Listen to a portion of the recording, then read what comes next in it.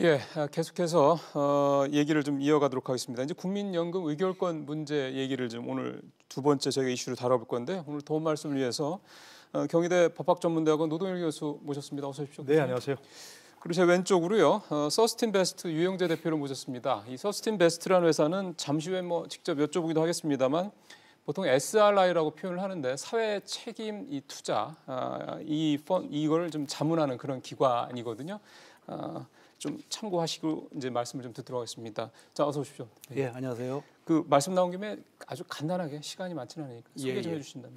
예, 저희 회사는 그 기업의 사회적 책임을 평가해서 투자자들이 투자에 참고할 수 있도록 저희가 분석을 해주고 자문을 해주는 그러한 일을 하고 있습니다. 그러니까 일종의 이제 기업 분석을 직접 하는 기관 이렇게 그렇습니다. 이해하면 되겠네요. 쉽게 생각하면. 예, 알겠습니다. 바로 이제 본 내용으로 들어가도록 하겠습니다.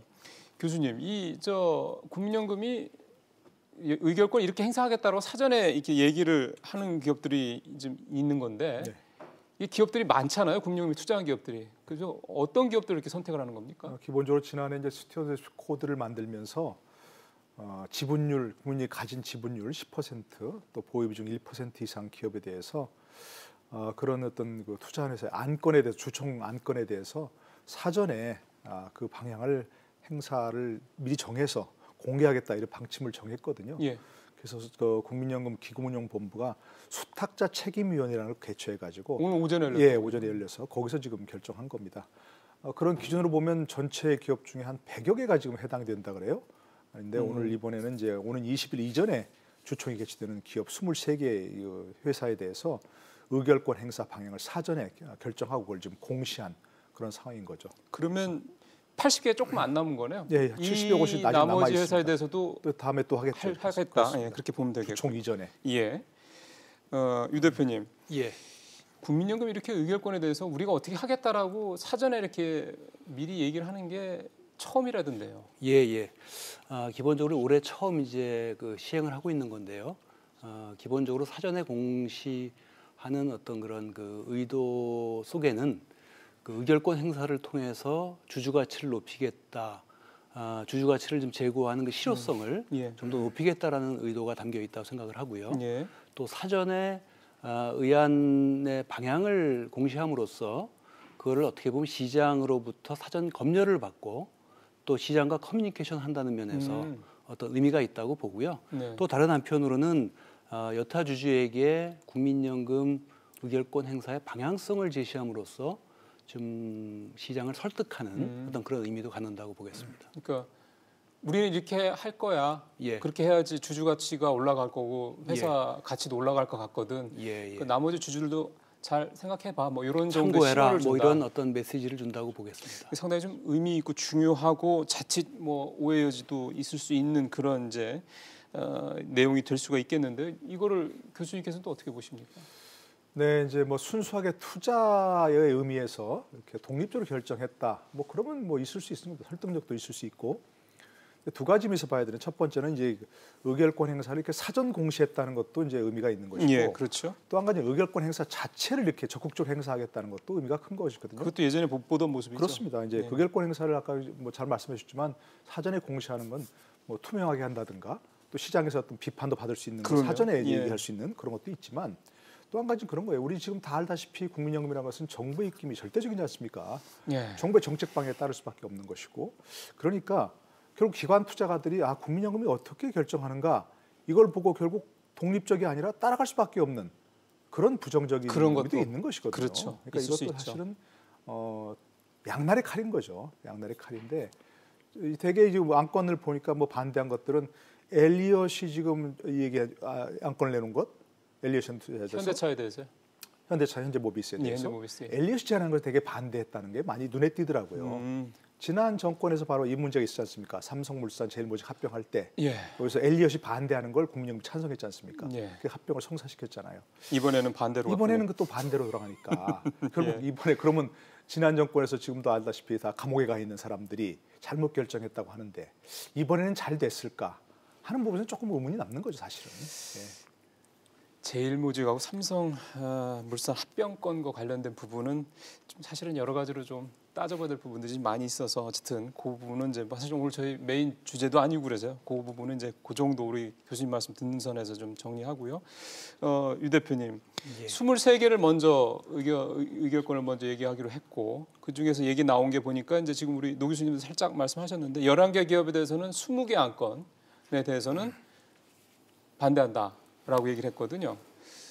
그러면은 이게 이제 정도의 사실 차이인 것 같습니다. 예. 이거를 시장에서 과연 아까 대표님 말씀하신 대로 그렇게 뭐 긍정적으로만 보지는 않을 수도 있어서 말이죠.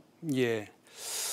일단 그 국민연금 의결권 행사에 대해서 최근에 설왕설래 참 말들이 많습니다만 기본적으로 이것은 법으로 투자자인 주주에게 곧 주주인 투자자가 주주총회에 나온 안건에 대해서 찬성할 거냐 반대할 거냐를 의사표시를 하는 것은 예. 당연한 권리인 것이고요.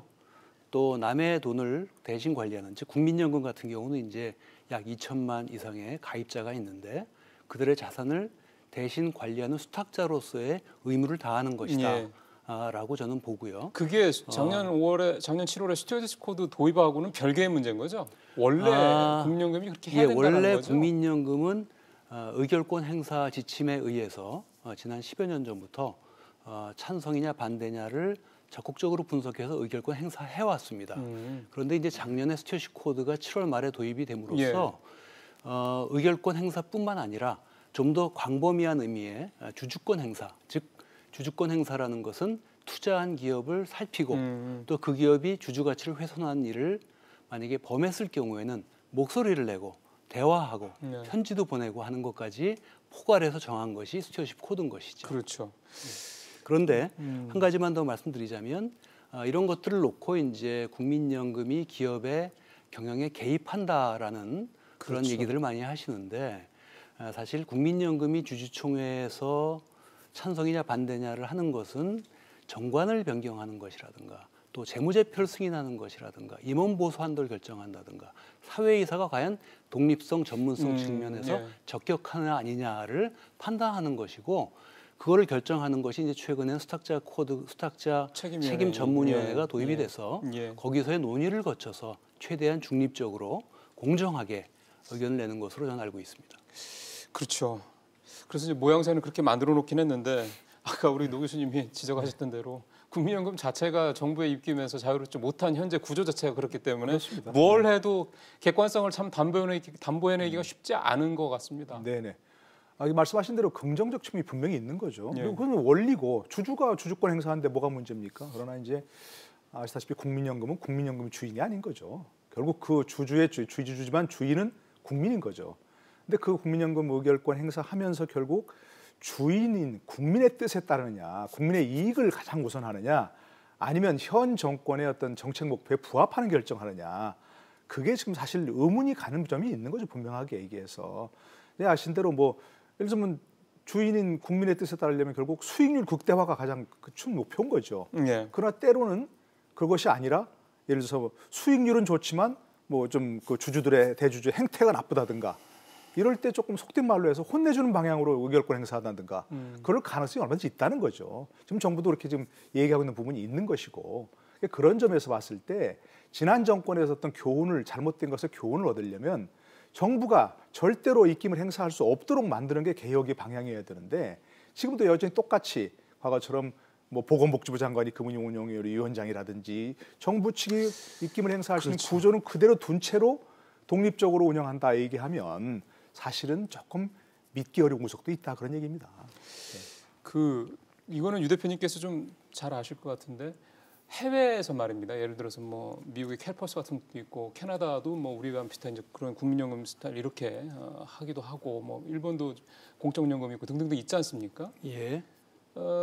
그들도 이제 우리처럼 자국 회사의 지분을 상당히 많이 갖고 있는 회사들이 많을 건데 그네들은 이 의결권 행사를 어떤 식으로 합니까? 스튜어디스 코드가 뭐 도입이 될 수도 있고 안 될 수도 있고 뭐 그것도 있겠습니다만. 예, 일단 먼저 그 해외 그 유수의 공적 연기금들, 그 우리나라 국민연금이 규모로 보면 전 세계 3위입니다. 굉장히 예. 1위가 일본의 GPIF가 있고요.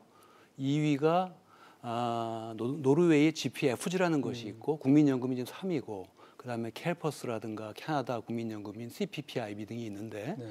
모두 다 적극적으로 주주권을 행사하고 있고요. 스튜어드십 코드가 도입돼서 그런 거예요? 거의 대부분이 스튜어드십 코드를 도입을 했습니다. 예. 그런데 이런 그 해외 연기금 투자자들을 제가 많이 만나서 얘기를 들어보면 주주로서 당연히 주주권을 적극적으로 행사하는 것은 그건 당연한 것이다. 그거는 선관주의 의무에 해당하는 것이다라는 생각들을 갖고 있고요.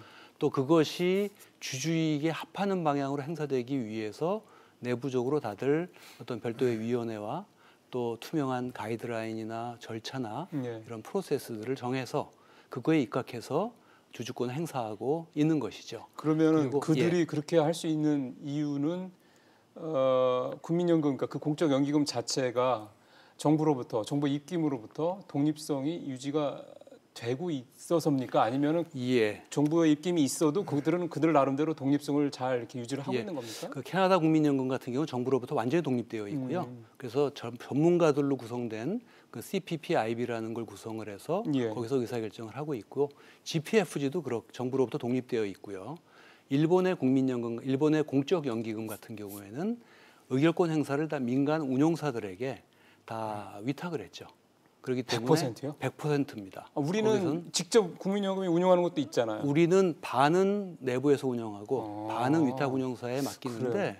의결권 행사는 국민연금 내부에서 합니다. 그래서 아까 말씀하신 대로 한 가지만 더 좀 말씀하시고. 첨언드리자면요.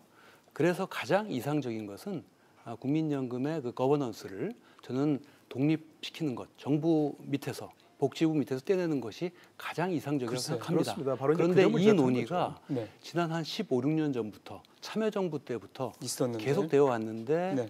부처 간의 이견이 너무 크고 여야 간에 너무나 간격이 커서 사실 이걸 한 발도 못 나가고 있는 것이죠. 그러게요. 그렇기 때문에 스튜어드십 코드는 저는 최선책은 아니지만 차선책이다라고 알겠습니다. 생각합니다. 노 교수님 말씀하시죠. 그러니까 스튜어드십 코드를 행사하느냐 마냐 그게 중요한 게 아닌 것이고 지금 말씀하신 대로 캐나다 연기금 같은 경우는 그야말로 정부에서 완전히 독립되어서 주주들의 이익, 그러니까 국민들의 이익을 가장 극대화하는 방향으로 행사한다는 거죠. 스튜어드십 코드를. 네. 그러니까 우리도 형식적으로 그렇게 하고 있지만 실질적으로 봤을 때 과연 정부의 정책 목표, 정책 입김에서 벗어날 수 있느냐. 맞아요. 예, 그걸 지금 문제 삼는 예. 거죠. 독립성이 없기 때문에. 그래서 사실은 스튜어드십 코드가 작년에 도입될 때도 논란이 됐던 게 뭐 흔한 말로 연금 사회주의 얘기가 나왔던 이유도 사실 그래서 그런 건데요.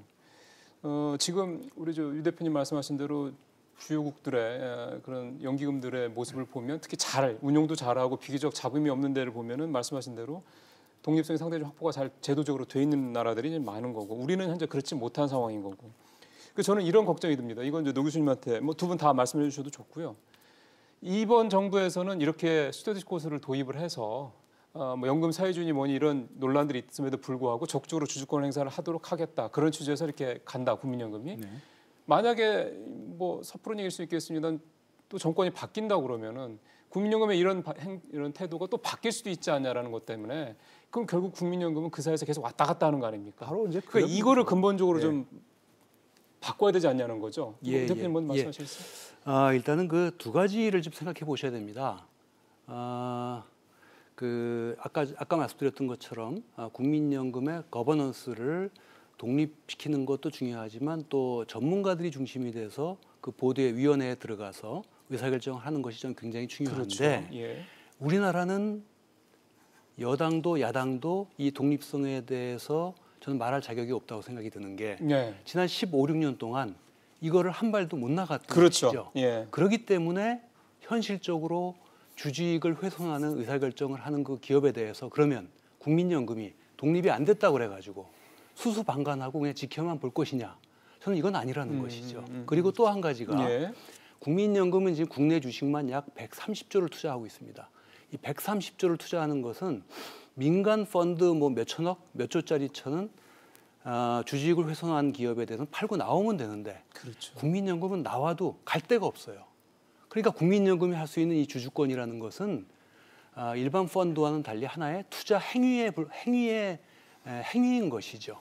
그러니까 이걸 하지 말라고 하는 것은 국민연금 운영자들 보고 기업 가치 훼손되는 기업을 그냥 눈 뜨고 보고만 있으라는 것과 다름없는 것이죠. 당연히 의당 주주권 행사해야 되는 건 당연한 것이고 알겠습니다. 이것이 글로벌 트렌드다. 이렇게 예. 말씀드리고 싶습니다. 자, 그러니까 다시 말씀드리지만 그 주주권 행사를 하지 말라는 게 아니었다니까. 처음부터 말씀드리지만 그건 당연한 권리고 누가 하지 말라고 하겠습니까? 그러나 지금 현재 우리나라의 국민연금 지배 체제가 정부 입김이 너무 강하니까 결국 정부 입맛대로 정책을 수행하기 위해서 쓰여질 수밖에 없는 그런 상황이란 얘기죠. 그게 예. 오래된다는 얘기죠. 맞습니다. 그러니까 뭐 같은 얘기입니다. 예. 문재인 대통령이 그러셨지 않습니까? 예, 두 분 지난해 다. 올해 대주주 탈법에 대해서 국민연금이 스튜어디십 코드를 적극적으로 행사하라 했는데 대주주 탈법이 있으면 우리나라 할 수 있는 게 너무 많아요. 검찰, 경찰, 뭐 국세청, 공정위, 금감원 다 동원할 수 있는데 거기다가 또 국민연금까지 동원해서 그런 행태를 막겠다 이러면 결국 나중에 가서 기업 가치가 올라가는 게 아니고 기업 가치가 떨어질 가능성도 있다는 겁니다. 그렇게 되면 국민연금이 손해보는 것이 아니라 국민이 손해본다는 거죠. 그 점을 우려하는 것이지 예. 스튜어디십 코드를 행사했다 말았다 그게 문제가 전혀 아니라는 거죠. 우리는. 예. 이 부분에 대해서는 두 분이 뭐 생각이 그 결은 같은 것 같습니다. 그럼요. 예, 그 맞습니다. 예. 우리 국민들의 사실 거의 유일한 안전판, 노후의 안전판이 지금 국민연금이기 때문에 우리로서는 정부 얘기한 대로 좀 다층적인 그런 연금 체계가 우리가 갖춰 있지 않은 상태에서 지금 국민연금마저 흔들린다 그러면 정말 우리 국민들의 노후라는 게 불투명하기 때문에 그런 부분에서 국민들이 많이 걱정을 하시고 국민연금의 움직임에 대해서 이렇게 주시를 하시는 것도 아마 그런 걸 겁니다. 저희가 좀 이 부분은 사실 뭐 두 분의 생각을 충분히 들었기 때문에 이제 그 정도 하면 될 것 같고요. 시간이 조금 남아서요. 요거는 두 분한테 마지막으로 한 분씩 얘기를 들었으면 좋겠습니다. 국민연금이 대한항공 조양호 회장에 대해서는 어떻게 할까요? 요거를 두 분의 생각을 한 말씀만 듣고 끝내겠습니다. 우리 예, 먼저 예. 하실래요? 일단은 뭐 이번에 가장 이제 이번 주총에서 가장 관전 포인트가 그렇죠. 대한항공 조양호 회장이 과연 연임될 수 있을 것이냐인 것인데 일단은 외국인 주주들의 입장이 굉장히 중요한 것 같습니다. 왜냐하면 지금 50% 가까이를 외국인 투자자가 갖고 있기 때문에 예. 그다음에 이제 국민연금이 지금 11%인데 국민연금이 지금 뭐 의결권 자문기관의 의견도 들을 것이고 또 내부적으로 수탁자 전문위원회의 의견도 듣겠습니다만 아시다시피 대한항공은 지금 땅콩 회항 2014년부터 많죠. 뭐. 중점 관리 대상 기업에 들어가 있기 때문에 제 개인적인 생각입니다만은 찬성표를 던지기는 조금 부담스럽지 않겠는가라는 생각을 저는 갖고 있습니다. 찬성표 던져도 또 말 나올 것 같은데 지금까지 했던 걸 보시면 이건 우리 노 교수님도 이거 그러니까 정말 이제, 개인적인 그렇습니다. 전망입니다. 그건 뭐 이제 모르겠지만 결국 이사선임은 이제 안건이 올라왔을 때 반대한다는 거 아니겠습니까? 그렇죠. 반대할 수밖에 없는 건데 지금까지 흐름을 보면 뭐 국민연금 반대할 수밖에 없겠죠. 그러나 아까 말씀드리지만 대주주 나쁜 행태 혼내주기 위해서 소식 코드 행사하면 안 된다는 겁니다. 맞아요. 예, 지금 그 기업이 수익이 좋으냐, 경영을 잘했느냐 이런 것이 문제가 돼야지 대주주나 이런 재벌들의 나쁜 행태를 혼내줄 수 있는 방안은 다른 것도 얼마든지 있다는 겁니다. 국세청도 있고 검찰도 경찰도 있고 너무나 막강한 정부의 힘이 있는데 국민연금까지 동원해가지고 그런 행태를 혼내주려고 하면 이 경영에 대한 지나친 간섭이 된다는 겁니다. 그걸 저는 또 한마디로 해서 뭐 연금 사유주의다 이렇게 하는 건 반대하지만 어쨌든 그런 우려가 있다는 얘기죠. 그런데 우리 경영학에서 배웠듯이 네. 그 대주주 혼내주기가 아니라 오너 리스크란 말이 경영학 교과서에 나와 있고요. 물론입니다. 또 지배구조 그런 리스크가 말도 있으면 예. 기업 가치가 떨어지는 겁니다. 예. 예. 됐죠? 별개의 것이 아니죠. 교수님 아까 조금 그게 시간이 좀 부족하셨군요. 예. 네. 좋습니다. 뭐 분위기하고 또 실제로 뚜껑을 열어봤을 때 결론이 어떻게 나올 줄은 모르죠. 근데 현재로서는 정말 가장 핫한 관전 포인트는 이 조양호 회장에 대해서 국민연금이 어떤 패를 던질 것이냐에 모아지고 있는 것은 사실인 것 같습니다. 결국 이 부분은 이제 이 국민연금의 독립성과 또 연계되는 부분이기도 해서요. 이 얘기는 앞으로도 계속되지 않겠나 싶네요. 오늘 두 분과 얘기 나눠봤습니다. 고맙습니다. 네, 고맙습니다. 감사합니다.